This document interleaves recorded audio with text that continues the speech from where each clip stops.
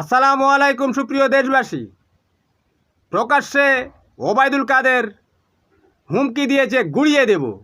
গুড়িয়ে দেওয়া শব্দটা কিন্তু খুবই ভয়ঙ্কর একটা শব্দ, কারণ একটা সিস্টেমকে গুড়িয়ে দিতে গেলে আপনাকে সর্বশক্তি প্রয়োগ করতে হবে। আমরা যখন ঘুমিয়ে আছি, হয়তো তারা তখন ভারতের কোনো ক্যান্টনমেন্টে সশস্ত্র যুদ্ধের প্রস্তুতি নিচ্ছে।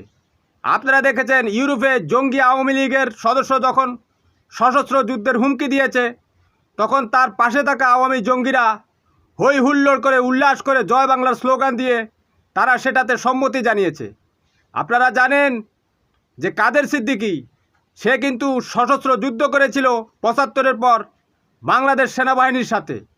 অর্থাৎ এই আওয়ামী জঙ্গিদেরকে কোনো মতে রাজনীতিতে কোনো জায়গা দেওয়া যাবে না। এদেরকে মূলোৎপাটন করতে হবে, এদেরকে